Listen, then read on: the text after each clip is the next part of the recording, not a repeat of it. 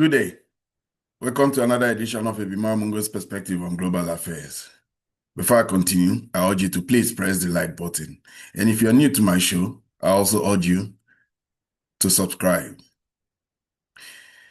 If you have been a regular viewer of this show, you will know that I have been very consistent in one particular standpoint. And that is the fact that President Trump will never, ever, under no circumstance, support President Zelensky and the Ukrainian people. I say this because I say this, President Trump is a human being, and just as we know in many things of life, human emotions also play a role. He has animus towards this particular president because he remembers very clearly what this man's role was in his first impeachment. I have stated it, restated it, and it is on record in many videos I've put out there. And events are beginning to bear me out as being on the right side of things. I believe that President Trump, despite all the attempts, despite the strong institutional support, strong political support that Zelensky enjoys, it may not be that Zelensky enjoys this institutional and political support on the strength of his being Zelensky or it being Ukraine. It may have to do a lot with the fact that there's a lot of Russophobia in the West and in America. And there's a lot of hatred for the person called President Putin. It has been a long one, 30 years. Over the past 30 years, quite a lot of political people in the West have not particularly liked President Putin. So it may not just be that they are doing this or showing support for Zelensky because they love Zelensky. No. It is Zelensky they have used to try and get to Putin. Unfortunately, Zelensky was not up to the task. Who put Zelensky on this project? It was Biden, President Biden. President Biden, and of course, we will not forget the role that was played by Boris Johnson. They inflated his ego. They made him feel that he was very capable of being Winston Churchill. And indeed, in the early days of the support, the Ukrainians did achieve spectacular successes in 2022 December and some part of 2023. They pushed the Russians back. A lot of land was recovered from the Russian advance. The Ukrainians felt that they were in a good place to win this war. But things have changed. Things have really changed, and Ukraine is in a bad way now. The Russians are on this. They have rejigged their military industrial complex, and they have come out with innovative products that is quite confounding. The maneuvers they have in the field also, they have been innovative in their maneuvers, innovative in their military hardware, innovative in all the parameters of warfare.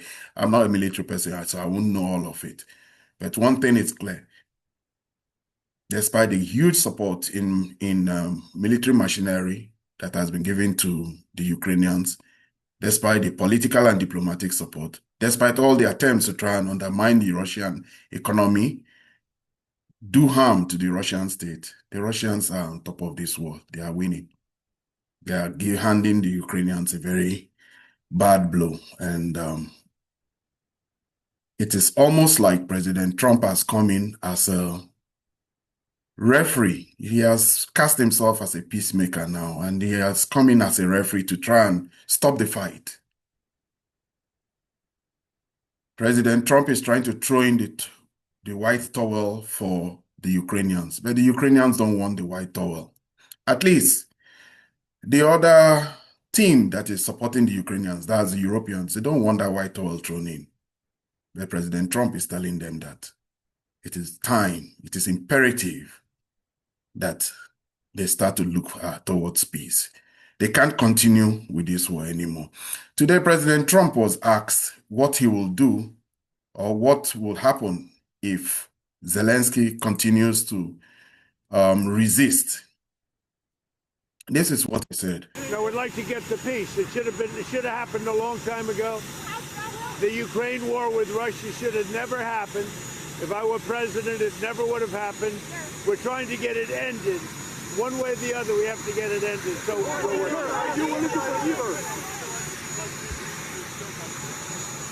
then he can continue.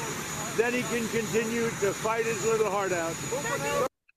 He can continue to fight his little heart out if he decides not to go for peace. President Zelensky has said that they are at a decision point. A lot of pressure is being put on them as a state and as a people.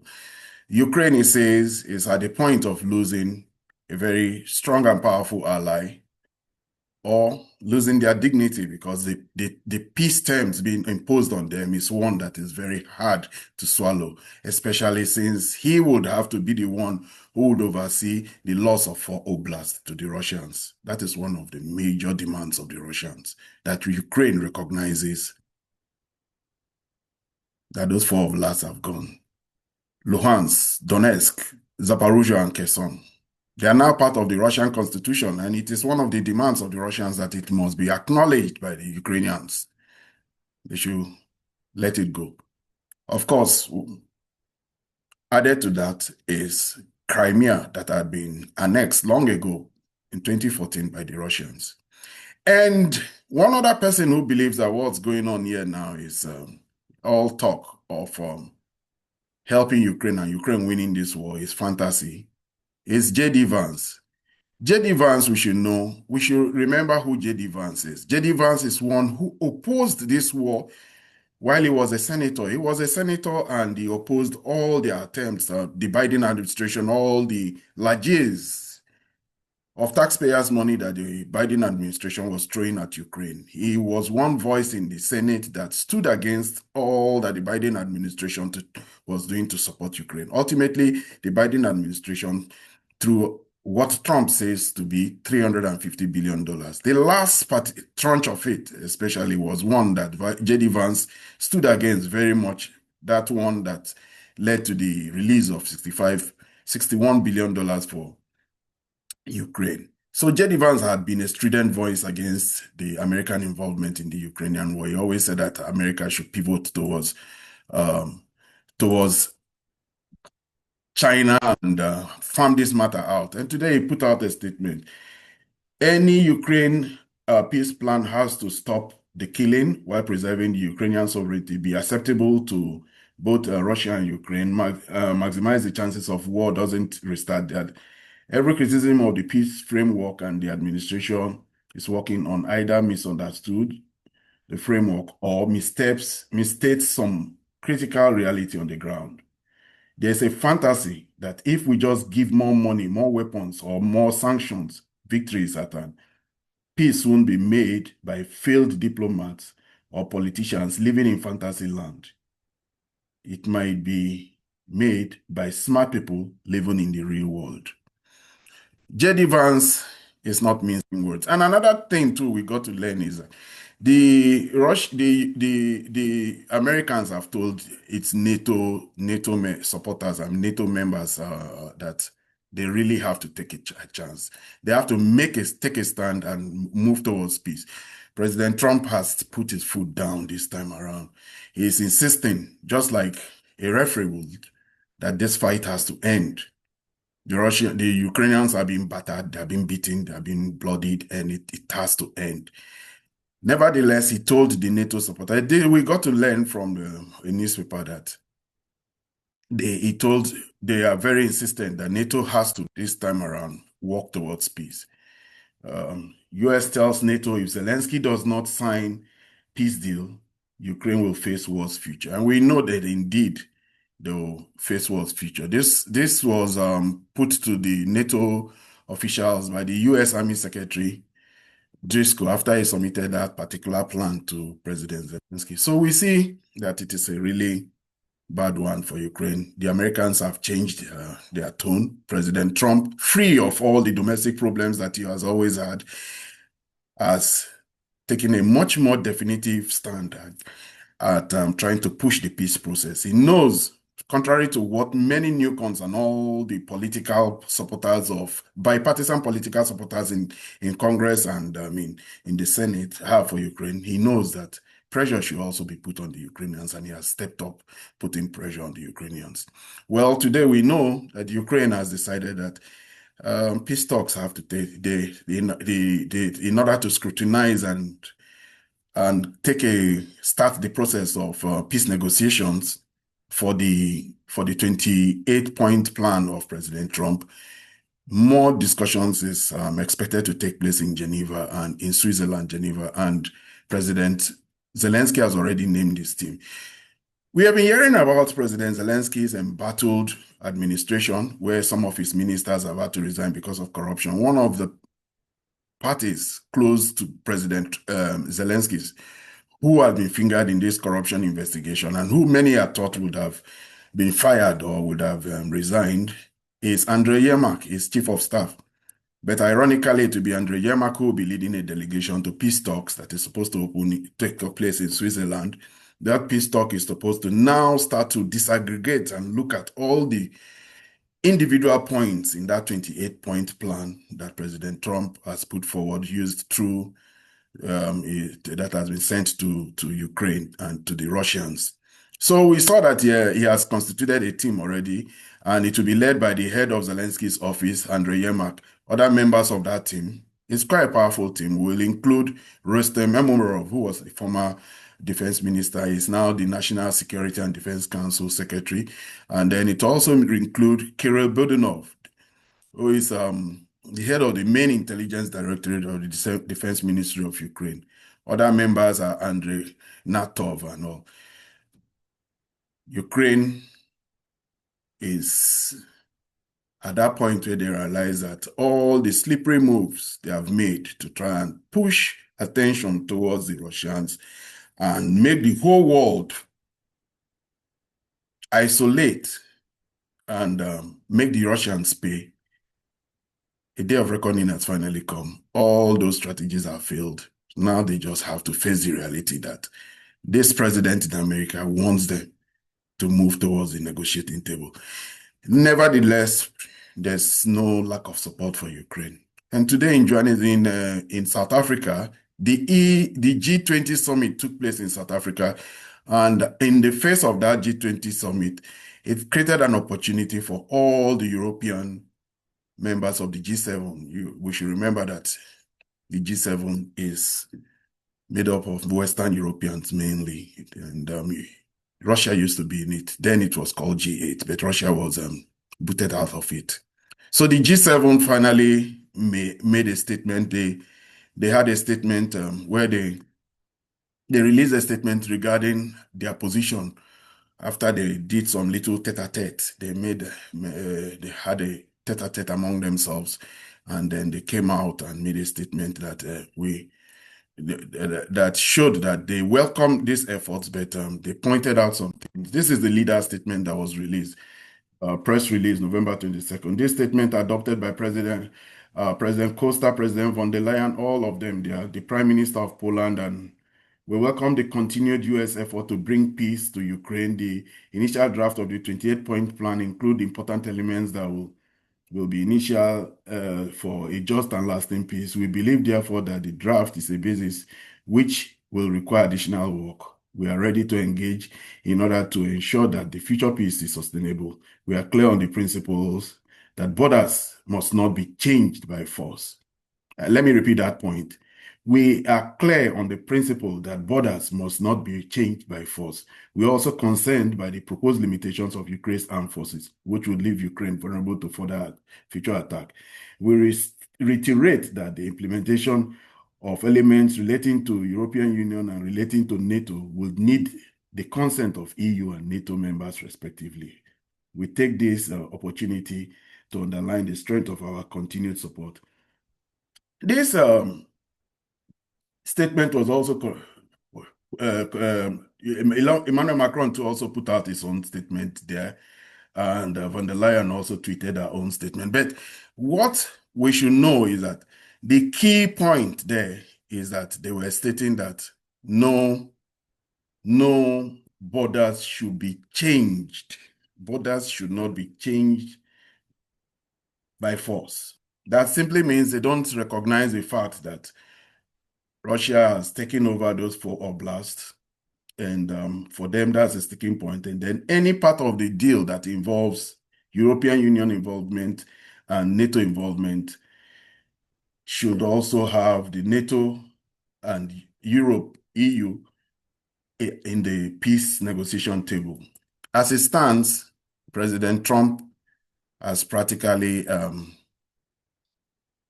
frozen them out of the negotiations, because what have they been for the past few years? They've constituted themselves into a very formidable obstacle towards peace. Very formidable. Whatever interest is driving the position of Britain, France, and Germany can be conjectured. I have said that it is the interest of the banking class. It may be much more than that. There's very intense Russophobia in England. It is the most Russophobic country in the world. United Kingdom, Britain. Very dead. They don't like the Russians. And it didn't start today. They've had problems for a long time. But the rhetoric coming out of Britain, you will wonder where that is. It's a rhetoric that does not leave any chance for peace. Boris Johnson was there to make sure there was no peace. Rishi Sunak was there to make sure there was no peace. Liz Truss was there to make sure that there was no peace between Ukraine and Russia. And now Keir Starmer is one who is determined to make sure that no talk of peace. It's just that at this point, Britain is not in a very good place. So Britain is not one that can oppose any stand by the President of the United States. Same too can be said for France. We really don't know what is their motivation, but like I said, I have also fingered the banking oligarchs in France, particularly the Rothschild. But it may be more than that. It may be more than that. And as regards to the Germans, we know that they have historical problems, scores to settle. It was only till 1991 that they were or 1989, that eastern part of Germany was under the boots of the Soviet Union, led then mainly by the Russians. So they have this historical memory, but it may be much more than that. Nevertheless, this group of people have decided that they are going to be an obstacle. They have been very diplomatic in their language. Together with our EU, G7, but we welcome the United States' effort to bring peace. It shows one thing: everyone wants peace, except Russia. At least, this is what Macron believes. Macron believes that everybody wants peace, except Russia. And he continues to say this, and he said it again in the G7. Scenario where we are is clear. Ukraine, the US, and the Europeans want peace, but we want a robust and long-standing peace. I think it's very good that the US proposed something to go to a ceasefire and peace, and we have to commend these efforts. But at the same time, as what is at stake is obviously Ukrainian sovereignty and European security. It's normal to have both the Ukrainians and the Europeans on the table to finalize this plan. So this is exactly what we will do tomorrow and the days after in order to make a common plan. Now, we just have one problem, and our problem is not the US on this negotiation at this point. Our unique problem, all of us, is Russia, which started this war. We refused to take the ceasefire proposals in February, March, July, August, etc., and didn't provide any guidance if they are. So our problem is Russia, because they refuse to stop this war.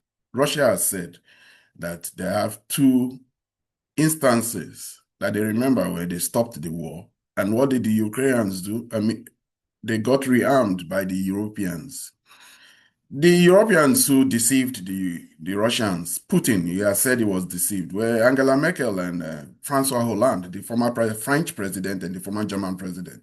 They made him sign Minsk I and Minsk II agreements. They were never acceded to. The agreements were never implemented. What he did was that it gave Ukraine a chance to rebuild an army, rebuild their military, and become a formidable fighting force. The Russians have said they're not going to do that now. They will continue the discussion as the war goes on, as the war is ongoing, and the urgency for coming to the Russian side will be impressed upon the Europeans and the Ukrainians, as the Russians conjecture, by the activities in the battlefield, the battle situation. The battle situation is not looking good. It is continuing to evolve in a way that is not in the best interest of Ukraine. And why do I say so? The Russian Ministry of Defense gave us a video where they showed us how Kupiansk was taken by the actions of their drone force in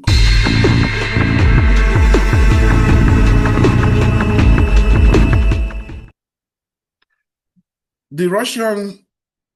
We had heard that Kupiansk has been taken, but we had not seen, because it was quite a surprise when they announced that Kupiansk was taken.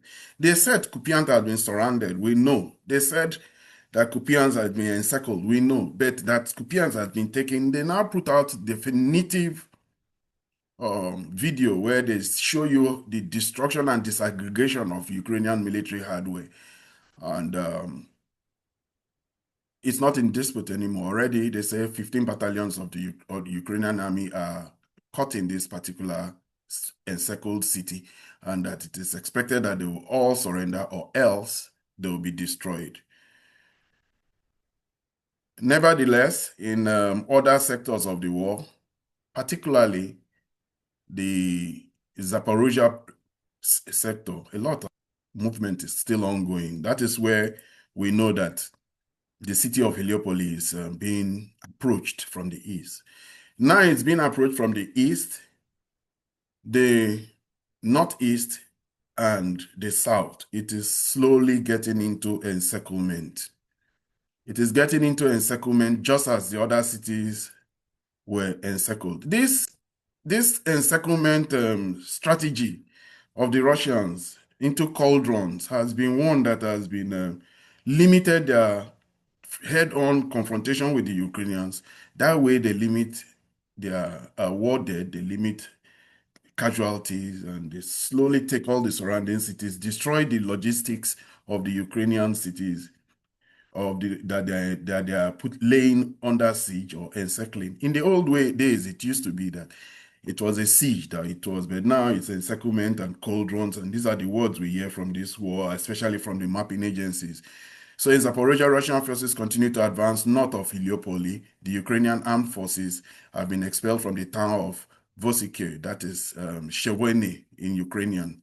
Heliopoli is now 5 kilometers away. Artillery will soon begin to reduce the town in the valleys of to rubble. In Dnipropetrovsk also, Russian troops have captured the settlement of Radstone and Zelensky. Russia is just moving ahead. Also in Liman Sivers, after taking the city of Yonpol. Yesterday we showed that the city of Yonpol had been taken. Forces advanced further south in the forested area down the main road. So this year too is also Heliopoli. And the Russian high command is they are moving in Vostochny. They are moving. We saw how it was reported that 80% of Vostochny has been taken. By now, it probably is 85%. There's just no resistance anymore. The Ukrainians are just fleeing in those places that are not very well fortified. The few cities that are still left, Konstantinovka, Kramatorsk, and Seversk, are now a lot of Russian resources have been sent towards encircling the surrounding cities so that they can start what the Russians have been doing, the slow encirclement, formation of cauldrons, and then the final crash strangulation. Minograd now is just a small pocket of Ukrainians. A lot of Ukrainian soldiers, we have videos of them surrendering, some of them being destroyed by heavy Fab 3000 bombs. Very big explosions of bombs all across. It is not a good thing to see. Anyway, going on to other matters, let's go to the Middle East. The Middle East is getting to be very interesting, and it has involvement with Russia again.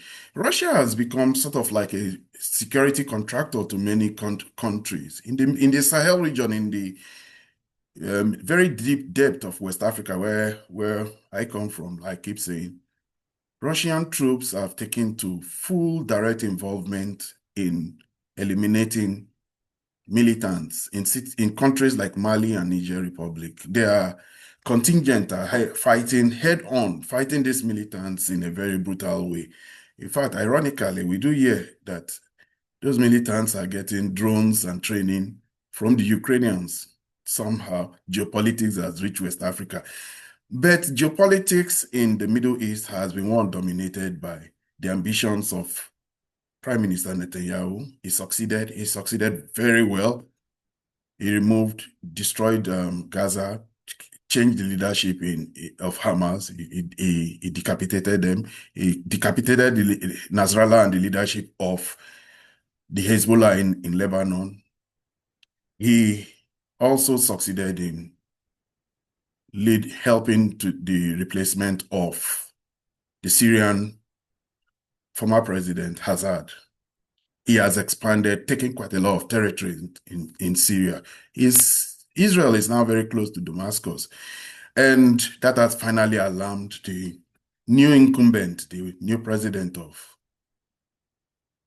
Syria, Jolani. Jolani has done something that every other person has been doing in recent times, especially those in Africa. He has called to the Russians to come and help him. So this is a red line for Netanyahu, because that was what Assad did the last time. Assad called the Russians to come and help, and the Russians helped to slow down or destroy or really turn around the movement of the rebels then. They moved and won the war, pushed the rebels into Idlib, very far into Idlib, and quarantined them in Idlib for a long time. The Iranians were insisting that Idlib should be taken out and the HTS should be removed from Idlib, but the Russians were okay with it. They had an agreement with the Israelis, and whenever the Israelis wanted to attack Hezbollah lines, they would inform the Russians in Syria so that they will not have a problem. Russia has two bases. One a base for a naval base and then an air force base. They have them, and Jolani has assured them that they will keep them. Jolani came face to face with geopolitics, and he has realized that he needs Russia by his side, because the foe that he's fighting is formidable. He's fighting Israel with very vast ambition of taking the whole of Syria if possible. But the Russians are now standing in the way, because that's what Jolani did. Netanyahu says Jolani's approval of deploying Russian troops near Israel's border will begin a new Israeli-Syria conflict. The Russian military re-established presence in Syria, and Prime Minister Netanyahu has now threatened Syrian Jolani over the deployment of Russian troops to the Israeli-Syrian border, claiming it undermines Israel's security and limits their operations in the area. What he's saying is that the border now, that part of Israel that he's saying is the new territory. So he actually went and investigated, thought that new place, north of the Golan Heights, he has very well into Syrian territory, vast amount of, I don't know if they're arable land, but a vast amount of new territories for Israel. We should remember Israel has no delineated border. They have a Greater Israel project that is supposed to expand all the way to Saudi Arabia and ultimately even to Pakistan. Pakistan is part of the map of the Greater Israel project. That would be an interesting one. So Jolani has a problem with Netanyahu. Russia has deployed some troops, and Netanyahu knows that it will not be in his best interest to come into conflict with the Russians, especially now that the Russians are helping the Ukrainians to bolster their air defense systems. I mean, the Iranians to bolster their air defense system, to bolster all their ability to stand against Israeli aggression against them if ever it happens again. Russia has a unique problem with Israel. Putin says that most of his friends and most of the people of Israel speak Russian, but then geopolitics means that he has to take care of the interest of those countries that come to ask him for their help. Anyway, this is where I end my video for today. If you are new to my show, please subscribe. If you have any views regarding the opinions I just expressed, please put them in the comment section. Do well to like and share. Until my next video, you have a good day.